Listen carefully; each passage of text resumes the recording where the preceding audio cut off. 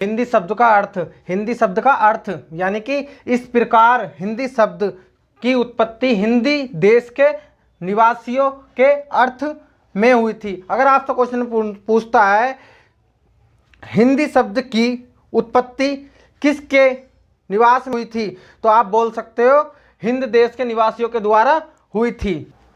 नमस्कार दोस्तों, मैं सुमित कुमार आप सभी का स्वागत करता हूं अपने YouTube channel class with Sumit में। दोस्तों आज की वीडियो में हम बात करने वाले हैं हिंदी साहित्य के बारे में। हिंदी साहित्य में हम बात करेंगे आज हिंदी शब्द की विपत्ति। हिंदी शब्द की विपत्ति यानी कि हिंदी कहाँ से शुरू हुई थी और किन के द्वारा शुरू की गई थी हिंदी। ठीक है, तो आज अच्छे से समझते हैं। ठीक है, तो समझिए हिंदी शब्द की विपत्ति। हिंदी शब्द की विपत्ति भारत के एक उत्तर पश्चिमी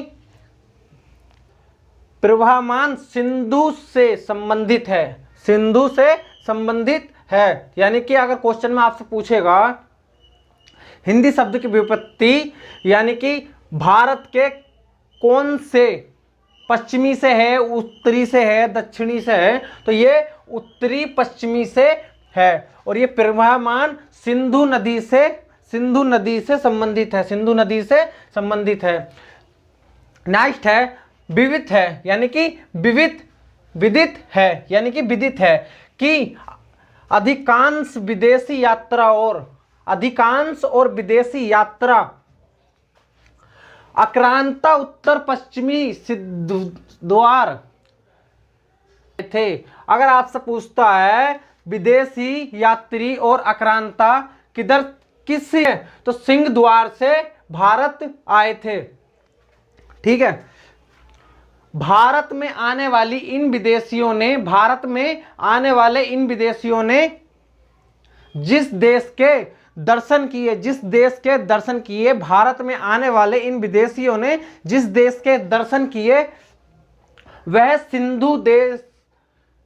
सिंधु का देश था। ठीक है, वह सिंधु का देश था। अगर आपसे पूछता है भारत में आने वाले जिस देश के, वह देश किसका था? ठीक है, सिंधु का देश था। सिंधु का देश कहलाता है, ये ध्यान रखना।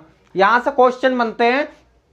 ठीक है, ईरान फारस के साथ भारत के बहुत प्राचीन काल से ही संबंध थे यानी कि ये कह रहा है ईरान फारस के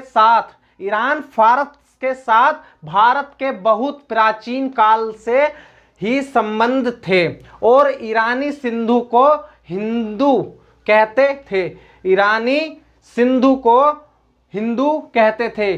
ठीक है, ईरानी सिंधु को ही हिंदू कहते थे, ये ध्यान रखना। नेक्स्ट है सिंधु हिंदू से का और हा में दा और में परिवर्तन पहलवी भाषा प्रवृत्ति के अनुसार ध्वनि परिवर्तन। अगर आपसे बोलता है सा का, अगर आपको क्वेश्चन ये देता सा का हा में धा का दा में परिवर्तन किससे है? ठीक है, भाषा प्रवृत्ति के अनुसार ध्वनि परिवर्तन है। हिंदू से हिंद बना और फिर हिंद में फारसी भाषा के संबंध कारक प्रत्यय ई लगाने से हिंदी बन गया। ठीक है, एक बार और देखो, हिंदू से हिंद बना और फिर हिंद से फारसी भाषा के संबंध में कारक प्रत्यय ई लगाने से हिंदी बन गया। ठीक है, अगर एग्जाम में क्वेश्चन आता है तो आप इसको अच्छे से ध्यान रखना तो आप क्वेश्चन कर पाओगे। ठीक है, नेक्स्ट है हिंदी का अर्थ हिंद का। ठीक है, अगर आपसे पूछता है हिंदी का अर्थ क्या है, तो ये हिंद का अर्थ है। ठीक है, इसको ध्यान रखना।